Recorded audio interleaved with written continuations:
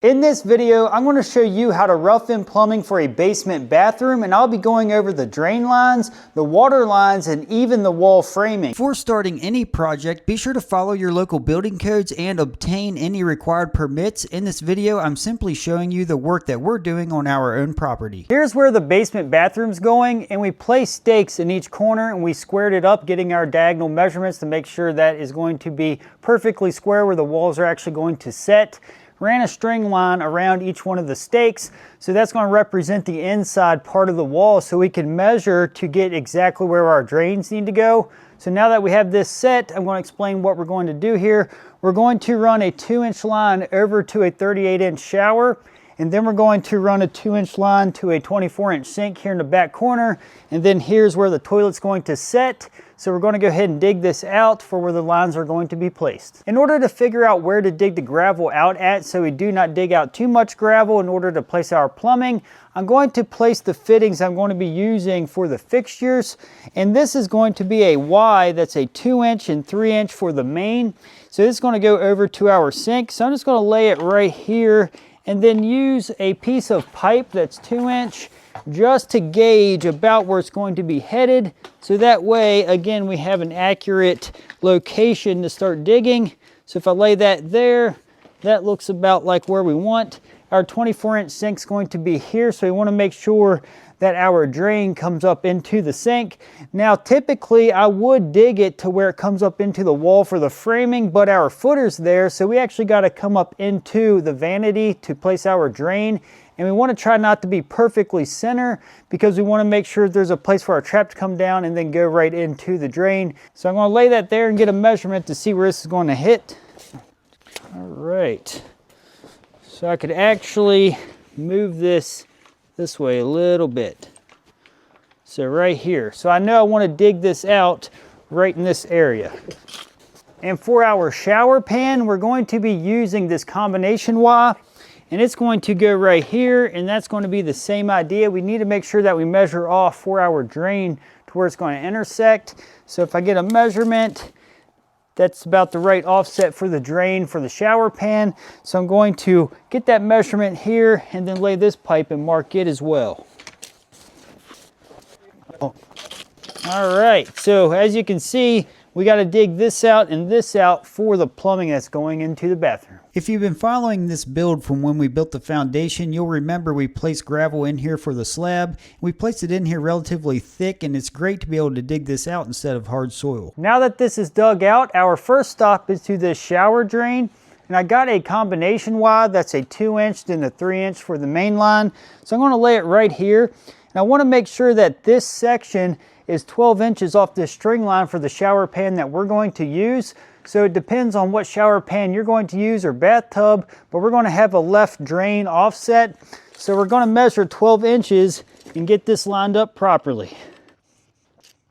With the fitting now where it's going to be installed, I'm just going to get a measurement to cut the pipe to length to install it at this location. When making the connections, it's important to use purple primer on both the pipe and the fitting, then the PVC cement, and give a quarter turn when making the connection. And when installing an elbow, Y, or T, you want to make sure that you dry fit the connection first, meaning do not apply primer or glue until you have your fitting positioned to the correct slope. In this case, we are going with a 1/4 inch per foot for all of these pipes. I'm using a level to make sure I have the proper slope when dry fitting, then use a marker to mark the fittings before taking them apart, and then apply the glue and line up your marks together to make sure it goes together exactly where you had them. And if you need to see a very detailed video actually cutting the pipe and making the glued connections, I'll place a link to where we roughed in the plumbing underneath of this slab to where I go over all those details. At the location of the shower drain, we must ultimately have a trap installed here underneath the slab.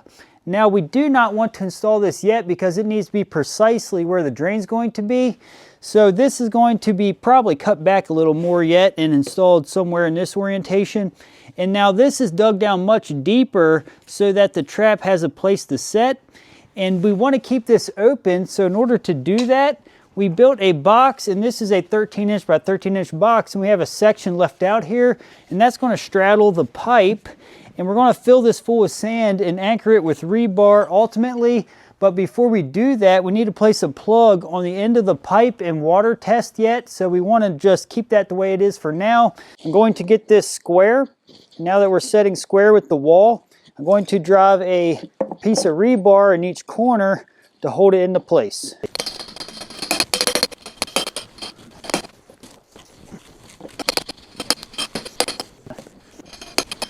Using pipe clamps, I'm just going to screw these to the wooden structure with the rebar to hold it into place.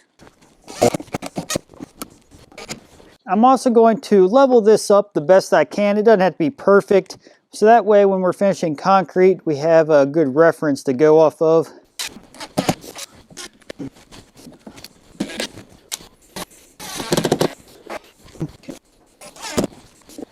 All right, that looks good for now. And again, we'll have to plug this off, fill it full of sand yet, and then place gravel back around this. But for now, that's all there is to forming this up. And we'll have to do this before we water test it. I'm here at the point where we need to think about how we're going to vent this bathroom. And how we're going to vent this is I have a 3-inch, 3-inch, and then a 2-inch Y that's going to branch off here and then go right up the wall. And then it's going to eventually exit out of the roof. We're going to tie in all the vents in the attic before we go out. So this is going to be placed right about here. We want to shoot for right in this area as long as we can go up into that joist space. So we can go over, then up through a wall, then exit through the roof. So right here in this vicinity is going to be about right. And then we're just going to elbow right up here. Now this is going to be glued right here into this wall so we can run it up behind the studs. So that's going to be essential because clearly you don't want a pipe exposed in your bathroom. So I'm going to glue all this together, and you do want to make sure you still have a slope so that way you don't have water back up in this pipe and clog up the vent, obviously. So you want to make sure that you have a good slope, just as if you're going to install it for a sink. So I'm going to glue this together and then show you what that looks like. This vent pipe is for the plumbing system so everything flushes properly. And also I will have to install what's called a radon vent pipe before we pour this basement slab. And that's going to be a T placed under the slab that's going to be in a gravel bed. So that way we can flush out the radon if there's any in the house with a fan. The radon vent is a code in my area, but not every area will require that for inspection. Now that we got our bathroom plumbing vented, we need to install the elbow that's going to be for the toilet here. And something very important about this, we need to make sure that we're 12.5 inches off the wall framing for the center of the toilet. Now, if this was going to be measured off the drywall, we want to shoot for 12 inches to the center, but because the string line's representing the framing, we're going to come 12.5 inches to have this installed into place. And it's very critical to get this accurate just because you don't want this too close to the wall because then you can't install your toilet. And then if it's too far back, you don't have any back support against the wall because I like to have the tank of the toilet up against the drywall for supporting reasons. So for me, it's very critical to get this accurate. We're going to follow our same principles as we did for installing the rest of the fittings, other than this going to be coming up with a pipe for our toilet. So I can measure off this string line accurately, I'm going to use my torpedo level and get this setting plumb and then measure off the footer to the torpedo level, then add that to our 12.5 inches to measure off this footer. 2 inches off the footer plus the 12.5 inches is going to be 14.5 inches off the footer to the center of our pipe. I need to cut 11.5 inch pipe to make this connection. Now that I have the pipe cut, I'm going to dry fit this. Now I want to make sure everything's on really well when dry fitting here, just because we don't want this too long because like I mentioned, it's very critical to get this right. So dry fitting this is going to be very, very important. So I'm going to take my time, dry fit this, get our measurement to make sure we're good before gluing this together. All right, after measuring that looks good, so I'm going to glue everything together here. You may or may not have noticed I switched to the all-weather PVC cement here. That's because it was very cold this day, and I wanted to use that to make sure that it was going to seal the pipe joints properly. Now, something I would like to say is when it's slightly warm and you use that, it sets up extremely quick, so I do not recommend using that in normal temperatures. I'm now going to stub up a piece of pipe, and we'll cut that off later after the concrete's finished and install our closet flange on top of the concrete.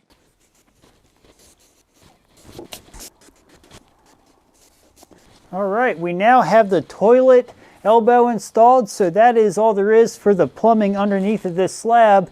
We now need to water test the whole system in order to have it ready to pass inspection. Here's an overview of the bathroom plumbing connected to the main plumbing under the slab. So when we run our water lines for the shower, we need to make sure that we're on the left side of this string line because that's going to be right up in the wall. And what we're going to do with the hot water is place a reducing tee that's going to go over towards the shower, and then it's going to be a 1/2 inch going to the sink. So 1/2 inch towards the shower, 1/2 inch towards the sink, so it's going to reduce down from the 3/4. Then we got another tee that's going to have a 1/2 inch come straight off for the cold water for the shower. And then the 3/4 is going to continue to the sink. And then from there, we're going to branch off inside of the wall to go to the toilet after the concrete's poured and we're framing this basement. So that's how we're going to address all the water lines here. So I'm going to begin by installing the T's in line with the PEX A. If you're curious about PEX B over PEX A, I made a detailed video installing PEX B in the past, and I'll put a link to it in the description below, but I will say after working with both, I would prefer PEX A over PEX B. Now that we have the reducing T's on, we need to switch the head of the expansion tool to the 1/2 inch size. Here are the rolls of the 1/2 inch pipe. We're going to go ahead and open them up. We're not going to roll them all the way out because we only have to do this little section here. So if we're going to do the rest of the house, we'd go ahead and roll out the whole roll. But for this little section, we're just going to use it as we need it. Whenever you have a roll and you want to pull out small sections, just pull it from the center. That's going to be the easiest way to keep it rolled up, yet use sections out of it. Same as the 3/4, we're going to slide on our 1/2 inch expansion sleeve, and it's going to go on down to the stop, and you'll notice the 1/2 inch pipe expands way easier. And I'm going to do the same thing for the hot water going to the sink and to the shower. When it comes to the color of the pipe, there is red, white, and blue, and they are all rated the same for temperature. The color coding is just so you can easily identify the hot and cold. I know what you're thinking. How are we going to keep this down until we pressure test it and place sand over it? Well, we're going to zip tie it to the drain lines, and that's going to keep them managed until we place sand. Ultimately, the sand's clearly going to keep it held down, but for now, the zip ties are going to work great. So I'm going to go ahead and zip tie this now. We built this box, and that's going to protect the drain from the concrete, and we know that's going to be the center of the drain. And the hot and cold is going to come up right here on the inside of the string line, not on the outside because that's going to be in the bathroom. We're going to come up right here where the wall is going to be. And we want to put hot on the left and cold on the right as if we're standing in the shower. So I'm going to bring the hot line up here and then the cold here. Using 1/2 inch rebar, I'm going to drive it down to the ground where the pipe needs to come up through the concrete, and that's going to support the pipe until the concrete is poured. And we can remove this string line now because we are done with that. To protect the water line where it is going to penetrate through the concrete slab, I'm going to be using 1 inch black plastic pipe that's going to sleeve the PEX. Okay, that looks good. So we now have our water lines ran to our shower. Because we need to pressure test our hot and cold water lines, I'm going to connect the hot and cold together here. Now this is kind of an odd scenario. I have a 3/4 inch pipe and a 1/2 inch pipe. I'm just going to use a 3/4 to 1/2 inch elbow on the cold side, and on this side, obviously just a standard 1/2 inch elbow. And then I'm going to connect them with a small piece of pipe, and that's going to tie together the hot and cold so we can pressure test the whole system at once. When working with PEX A, I give a 3/4 inch pipe 8 expansions and then 6 expansions for the 1/2 inch pipe. I then quickly place the pipe with the sleeve around the fitting until the memory of the sleeve contracts around the fitting properly. All right, we now have our lines together for the pressure test. If you've been following my channel for a while, you'll know I made up a pressure gauge on a shark bite with a valve stem with a shark bite attached. And I just push to connect these onto the hot and cold side, and then I fill up the pressure with the valve stem, and then the pressure gauge on this side will read the pressure, so that way when the inspector comes, he'll see there's pressure in the system and we'll pass inspection. So I'm going to push these on and then pump this full of pressure so that we can pass our pressure test for the system. Man, I love those push connect fittings. Because it does not take a ton of volume to increase the pressure in the pressure lines, I'm going to use my portable inflator to do the job. With it set at 100, only took a couple minutes to get it to 100 PSI. I now have 100 PSI in the water lines to pressure test them. Now some places may only require 80 or 70 pounds. We always put 100 pounds in ours just to double check, because I know the water pressure in most houses is not anywhere more than 60 to 70, but it's always good to double check, especially under a slab with a little extra pressure. It can't hurt anything. So now that this is pressure testing, we're gonna let this sit overnight and then check in the morning to make sure it held. Along with pressure testing the water lines, we also need to do a hydrostatic test, also known as a water test, for the drain lines so that they're ready to go for when the inspector comes. So we're going to plug off the pipe going out to the septic field, and we're also going to plug off the shower drain so that way we can fill it full of water. We're just going to place water inside the pipe up to the brim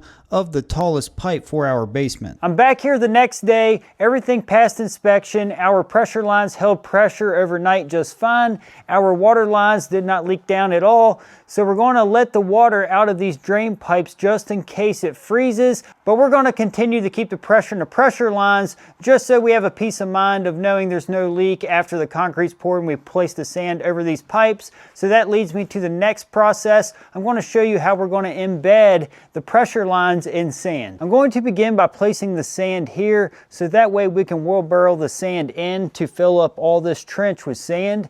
Now something really important here, I'm going to put sand down first, then I'm going to pull the pipes up into the sand to make sure there's no rocks setting underneath of the pipes, because you do want to make sure there is no sharp objects pushing against the water lines because it can puncture it. So it's important to have very loose soil or sand that is going to be around the pipes. So I'm going to go ahead and place sand in here now.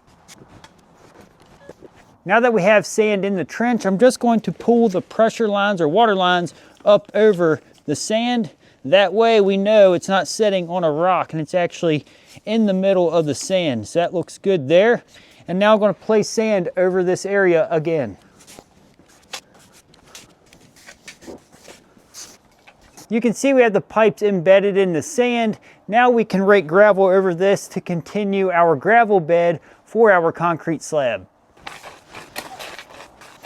So that's the layering process I will be using to cover up these pipes. And here where the shower drain is, like I mentioned in the last video, we placed sand to cover that up. I wanted to give a quick overview of what we had to do to have a concrete slab poured in this basement. We first had to place 15 mil plastic down that's going to act as a vapor barrier. On top of that, we have 6-gauge wire mesh that's going to reinforce the concrete, and we are using a pump to get the concrete into the basement because the truck could not get close enough to wheelbarrow it in.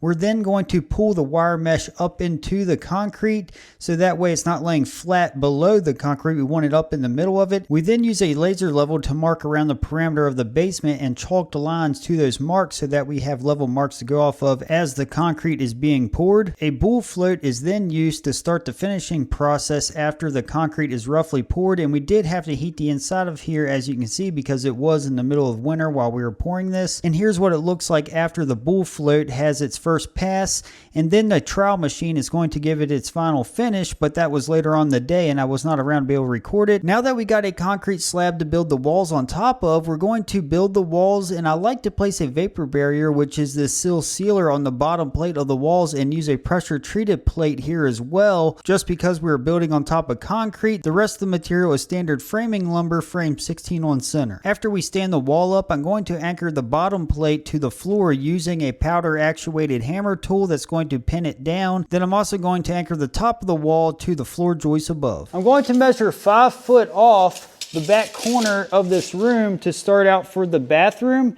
and I'm going to mark exactly 5 foot, and that's going to be for the inside measurement. I'm now going to pull off that same wall but on the other side of the bathroom and mark it on the floor to chalk our line. Right? Yeah. He's going to hold me on the first mark, and I'm going to chalk this line. You will notice the chalk line is exactly where the string line was from the beginning of this video. We roughed in these plumbing pipes that we wanted them to come up into this wall, so you'll notice those are going to be in this wall. Because I'm going to be installing a 38-inch wide shower pan here, we know we need this wall over 19 inches from the center of where we roughed in for this plumbing. So I'm going to measure off from the center 19 inches to mark the inside of this wall. So ultimately it depends on what you're going to install for your bathtub or shower to where the wall would have to set. So that's a very important detail to note. And I'm going to measure off this wall and mark it, then chalk the line here for this wall. I got 134 3/4 measuring off this wall to that 19-inch mark. I'm going to do the same down here, but I'm going to check with a framing square just to make sure it's square, because we want to make sure our shower framing is very square. All right, again, using the framing square, I'm going to square right off this wall with that mark. Now that we got our square line on the floor using our framing square, he's going to hold me on the original mark, and I'm just going to make sure again that it's square. So if it's way off, we're going to have to manipulate it to get it square. All right, he had to come in about an 1/8 inch in order to line up with our square mark, which is fine. So that's going to work out okay. We're going to chalk that line. So you can see up close, we are square in both corners of the shower, which is very important. Now that we know where the interior walls are going to intersect into the walls we already have framed, we can place what are called intersections, and they're going to make up for the drywall nailers and a place to nail the wall to on the walls that we already have framed. So I'm going to place those in here. And also, we know a shower door is going to intersect here. So we're going to add 2 studs for our framing to support the shower door on both this wall and the interior wall we're going to frame. So I'm going to address this wall first and add those in the wall. To build this intersection, I got 3 of the studs that we have cut down for this wall, and I'm simply going to nail them together to make a U shape more or less. Then I'm going to place it in the wall for our intersection.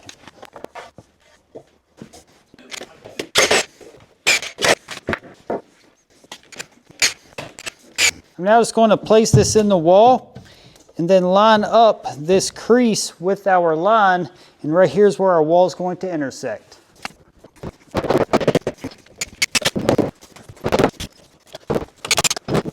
We now have the wall intersection in, and we're going to add the 2 studs for our shower door now. If you're going to be installing a shower door in your bathroom, I recommend you check the specs of the manufacturer of the shower door for the framing requirements, but generally multiple studs is just fine. We have kind of a nice setup here for this wall intersection. This stud is already breaking on the side of the wall, so all we have to do is nail a 2x4 here, then one like we normally would.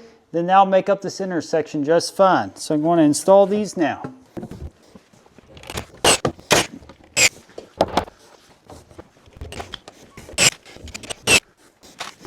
Now that we have our intersections done, we can frame up our walls. When nailing together the walls that are going to be going around this bathroom in this basement, it's important that you use galvanized nails on the bottom plate because it is pressure treated, and standard nails will be corroded by the chemicals that are in the pressure treated material, so take note of that. I made a very detailed video when we framed the walls around this basement. If you'd like to check it out, I'll place a link to it in the description below, along with the videos where we roughed in the plumbing underneath of this slab for this whole basement, and you'll probably find those videos very interesting if you like this video. In case you were not aware, I also offer a channel membership where I took my course where we started this house as far as getting the permits, drawing up the plans, and laying it out.